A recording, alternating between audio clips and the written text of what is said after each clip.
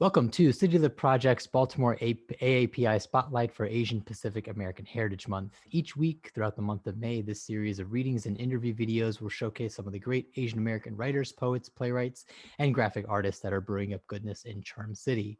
So be sure to follow us on Facebook, Twitter, and Instagram at CityLit Project and subscribe to our YouTube channel so that you'll know when new videos go up. My name is Aditya Desai. I am a writer and editor in Baltimore and have been working with CityLit Project since 2016 as a volunteer, board member, and secretary. And today I'm pleased to introduce Saima Sitwat. Saima is a writer and educator. She immigrated from Pakistan to the United States in 2003 and is the author of the memoir American Muslim: An Immigrant's Journey. She writes about and facilitates conversations on race, religion, and identity politics, currently from her residence in Baltimore, Maryland.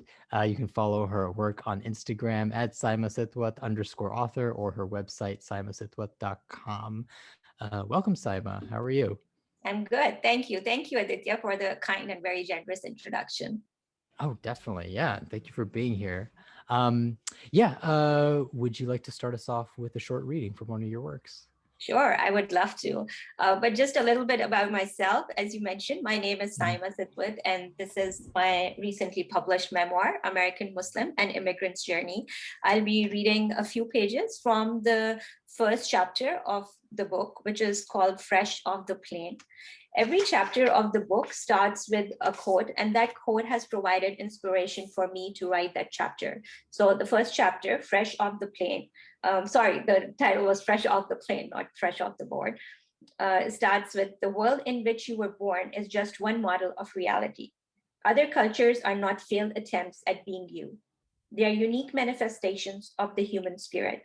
Ward Davis, writer, photographer, and explorer. On our first night in Los Angeles, Bilal's cousin casually asked about the hotel where we planned to stay in Las Vegas. The question confused us both. We had no idea that making reservations was a thing. Once we learned how hard it was to find a place to stay at the Strip over the weekend, we frantically started checking availability of rooms at hotels available in the next 2 days. Whatever was available was either 60 miles out of Vegas or as expensive for a night as our apartment's monthly rent. Flabbergasted, we headed out on our road trip without having a route to stay in Vegas. The rocky mountainous terrain between California and Nevada was breathtaking. I never knew that the desert and cacti in the wild could look so beautiful. We found a room to stay in Mesquite, Nevada, almost by the Arizona state line, 80 miles northeast of Las Vegas. We might have landed in Mesquite through our misfortune, but it was an experience in and of itself.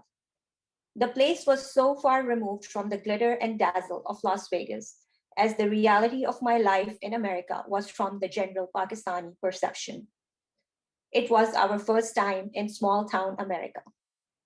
The slot machines and noise inside the hotel was in stark contrast to the quiet deserted lands outside. It was an alternative universe of peace and tranquility, a place far removed from Vegas in distance and essence.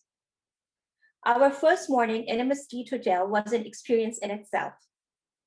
In order to provide entertainment for those who could not find a place to stay on the Strip because of finances or necessity, the hotel had its own gaming area with slot machines and poker tables. There were no viable restaurants on premises, though. Our only option for breakfast was a lone diner in the neighborhood, and diners were some of the places we had been cautioned against trying out by our Pakistani friends. All diner food has bacon. One of our friends had cautioned us, just like another one who had proclaimed, all Chinese food has pork. Bilal and I had stayed away from both until that time, but there was little available in Mesquite in 2004 except for diners and Chinese buffets. On that morning in September 2004, we hesitantly entered a diner full of white people. Nobody seemed to notice our presence, but we felt scrutinized. Such were our presumptions and fear of the place's unknown. The smiling matronly server stopped by to take our order. From a jargon of scrambled and sunny side up eggs on the menu, the only items that made sense were different kinds of omelets. We were overjoyed to see that we could get a vegetarian one without bacon. Would you like some hash with your omelets? Asked our matronly server. Hash? I asked. Yes, hash browns, she replied. No, thank you, both Bilal and I responded in unison. On second thought, I asked, what exactly is hash brown? Potato. The server responded with the disbelief of a person who would have to explain potatoes to adults. Not bacon? It was my turn to be surprised. No, we don't put bacon in our hash. It's just potatoes, retorted the serving lady. Bilal and I were embarrassed as well as relieved. We enjoyed our first taste of hash brown. With jokes aside, I first thought of as some version of the drug hashish incorporated into a bacon-like composition. Such is the stuff conspiracy theories in the minds of Muslim immigrants are made of. The perception our predecessors had created seemed to be as if the world out there is sneaking pork into our food and all alcohol in our drinks.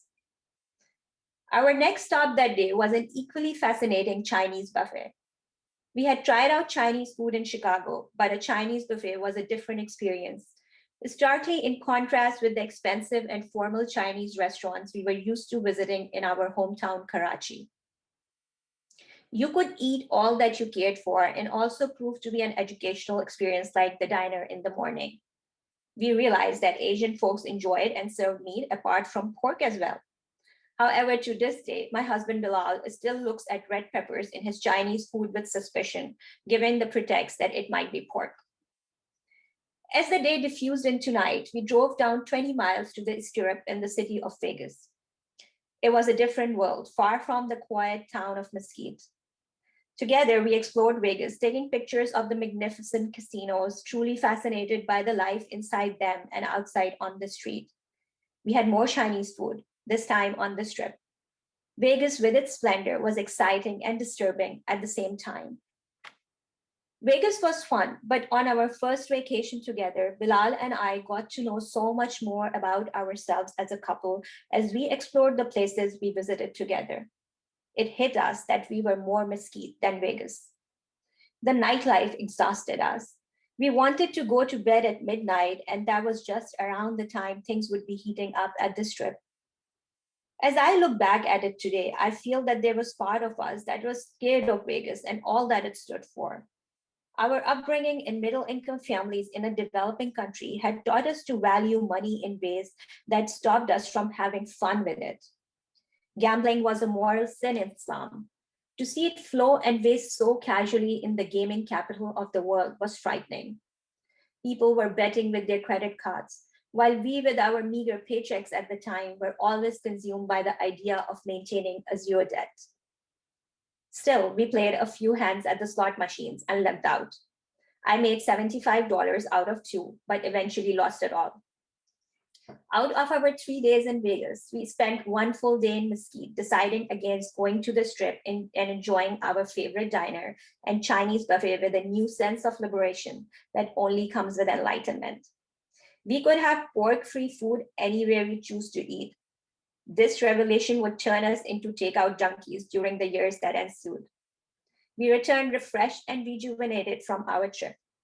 In the days before phone cameras and social media, we took more than 500 pictures with our digital camera and shared pictures with family and friends through the then popular Yahoo Pictures. Everyone back home oohed and ahed. To my family and friends in Pakistan, I was living the American dream. That was a facade I had worked very hard to create. That's it. Saima, thank you. Sure. That was a great reading, and I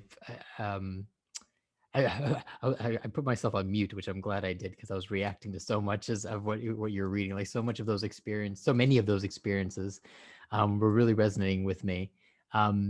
Just those little moments of walking into restaurants and diners and having different dietary restrictions and always I love how you use that word like conspiracy, like always kind of wondering like I don't know what are they cooking back there, like what could possibly go in, and maybe they don't think it's a big deal, but for us it's a very big deal. And even growing up with my family, it was the same thing. Whenever you travel, there was always this hesitation of where would we end up getting food.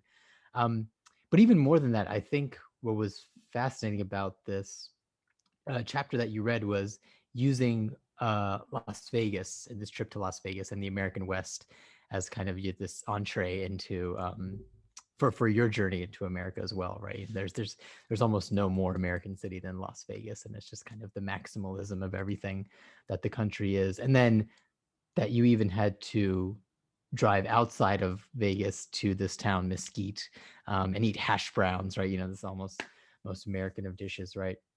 So there's a lot kind of at work here of how you're kind of setting up the journey. So with that, I kind of want to ask you, even though I resonated so much with it, you know, every immigrant's journey is different.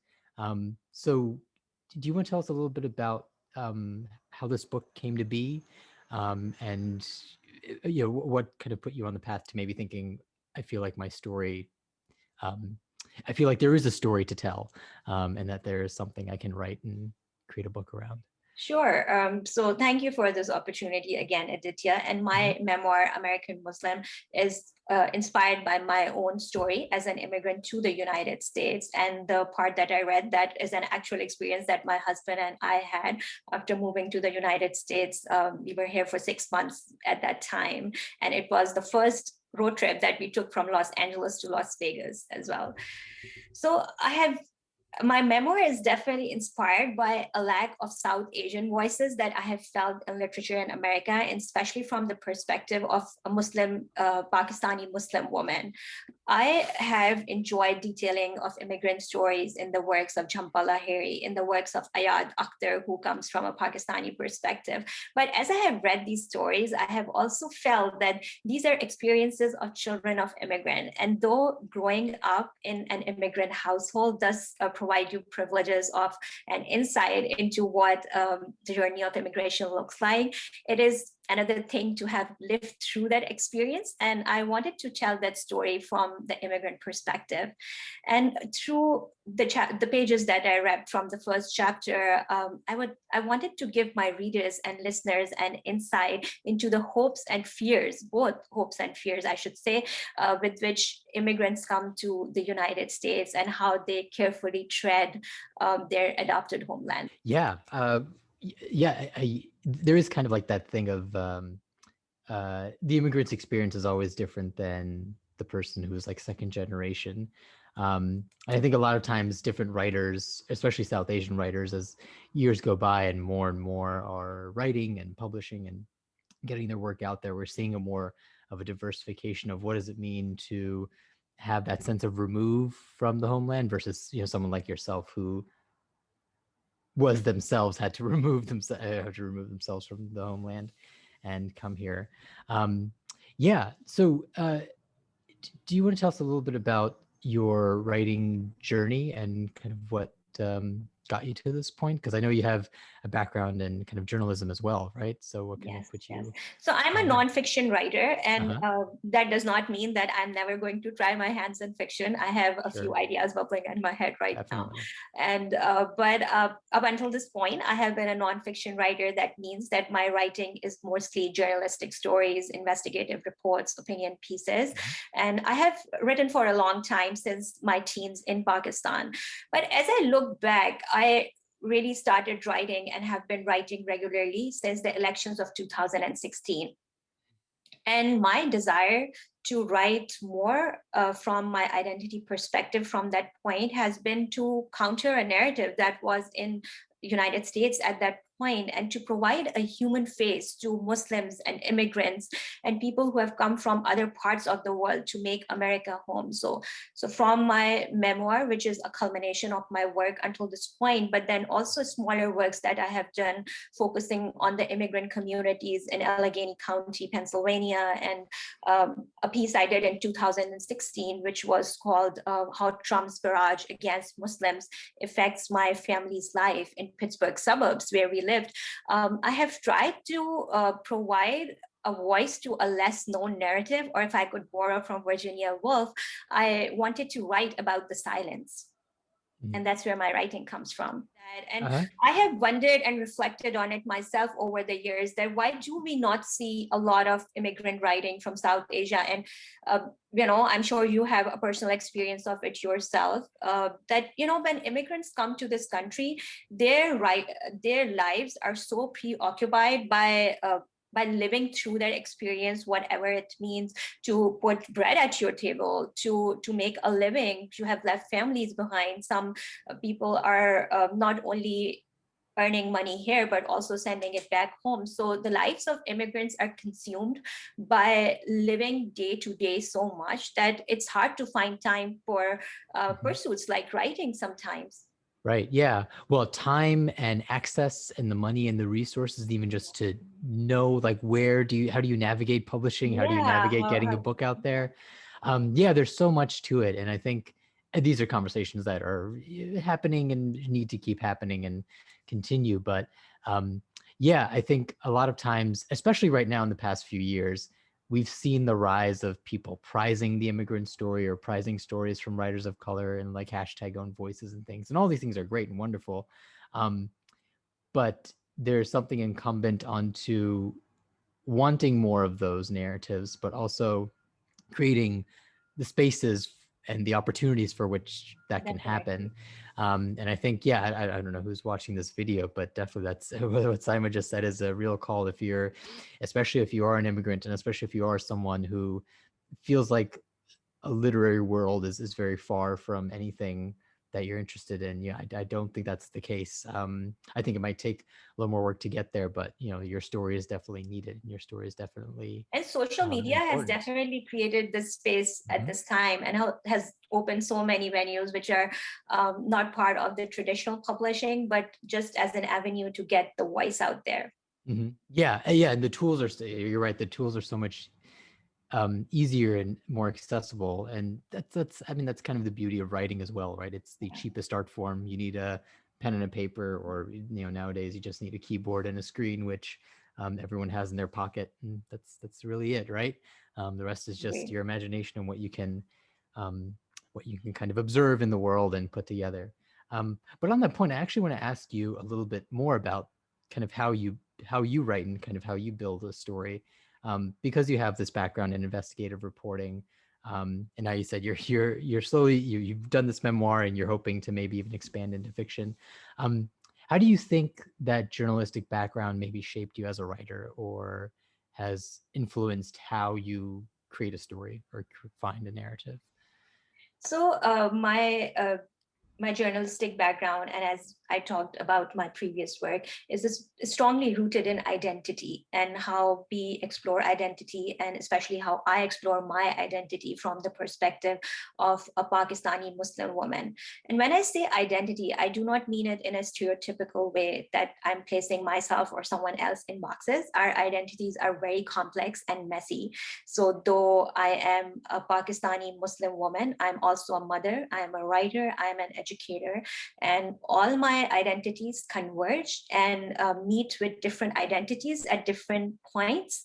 So it's a complex issue that how we explore identities and issues related to state, especially in a heterogeneous community and society like the United States.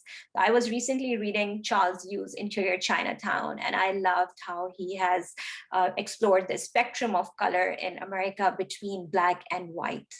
Or when I read Champa Lahiri, I am fascinated by how she details the journey of immigration and little things and foods and clothing and colors of festivals. So I'm definitely inspired by all that, but then I'm also inspired by stories of women, especially minority women. I recently read Tisha Filio's Secret Lives of Church Ladies, and I found it so interesting. And I'm not a church lady myself as a Muslim, but I can see, I can definitely visualize a lot of it in my own community. So I'm inspired by all these, and I see myself working in a tradition where I borrow a little bit from all of these, but then also create a narrative that is original and uniquely my own, and helps to be part of a larger and wider American narrative. using your identity, and we all, we all have this like multiplicity of identities. We're all living as multiple people at the same time, Yeah. right? And using that to maybe draw yourself to different pieces of literature like Interior Chinatown or The Secret Lives of Church Ladies, and finding those little bits and pieces that speak to you, and then taking it and mixing it and remixing it and making it your own thing. I mean, that's Yeah, art, because right? That's the you artistic read all these process. things and not just read, like even interact with people and hear their stories. And there's so much to be shared and there's so much that is common between all of us. But then there's also a lot that is also unique to each one of us. Mm-hmm. And I think it is job, and especially almost like an onus on the storyteller, to bring out all those elements which are a common thread, but then also very exclusive to the person whose experience it is. Definitely. And I think you're also getting at something which I think a lot about, which is how are you as a writer in conversation with other writers, and Yeah. where are you placing yourself in a literary narrative? And it sounds like you're thinking a little bit about that. Um, uh, I guess, can I ask you to speak a little bit more to that? Like, are there writers that you feel in conversation with, or certain narratives or stories that you're hoping to extend or push as you continue your work? Yeah, and I think as I grow in my work and in my writing, I definitely want to tell stories of women, and if I narrow down, stories of immigrant women, immigrant and minority women, because I feel that is really a section of the society that has not been talked about enough, or if it has been talked about, it is mostly from a perspective of prejudice and coming from the point of that there is a lot of not from a perspective of power, I should say. In terms of identities, I would say that it doesn't always have to be identity as like from my identity, which is as an immigrant woman, but then also my identity as a mother. I am currently reading this book called The Great Alone, which was about a mother-daughter relationship. It is set in Alaska. It is a completely different work than I have ever done or considered doing. But what resonates from that book to me is the strong mother-daughter relationship as a mother of two daughters myself. I wonder if I could ask you, especially it's speaking about kind of like your family and your journey. We were talking before the recording, and you're a recent immigrant to Baltimore, in addition to from all the other places you've lived. And a lot of the series is around examining the local Asian American AAPI voices in the city, and how each person is maybe writing their own version of that story. Of course, you have this very unique case where you moved very soon before the pandemic hit. So I am kind of curious to get to hear from you maybe a little bit more about how has your writing developed in that time, and how have you, or do you see yourself as an Asian American artist in Baltimore? Interesting question, Aditya, because Yeah. just as I told you right before the recording, that I moved to Baltimore 2 months before the lockdown started last March. So I have now been in the city for a year and a half, but I still feel like a recent migrant to this city. But what Baltimore has provided for me is the last chapter of my book. It's called Baltimore 2020. And actually, when I moved to Baltimore, I was struggling a little bit to write that last chapter. I didn't know how to pull the threads and close the book, but think Baltimore in the perspective of a global pandemic just provided a unique opportunity for the book to come to a closure. But in terms of, my place as an Asian American writer in the city, I feel that there's definitely work to be done in the city to highlight the works of immigrants and immigrants present in the city and in this region. And I definitely see myself working in that space. Mm-hmm. Yeah, no, for sure. Yeah, I think it's a city of untapped potential, and that's kind of why I really want to do And I this really appreciate series. you, Aditya, and CityLit for making me part of this programming. Mhm. So, I can connect with other Baltimore writers through it. Yeah, no, definitely. I mean, yeah, everyone who's watching this should definitely reach out to Saima and read her book. Here, do you want to put it up against the camera one more time? Yes, it's called American Muslim and Immigrant's Journey. It is also available through the ebook, actually, is available through a platform called the Little Book Company. It is the first ebook platform for Pakistan, and I'm very proud to partner with them on bringing it out to Pakistan and Middle East. And it's available across the world through that platform. All right, awesome. That's amazing. All right. Well, everyone watching this has now a task to do, which is go out and find it and read it and enjoy. Um, but yeah, Saima, thank you for joining us today. Thank you. Thank you so much for having me.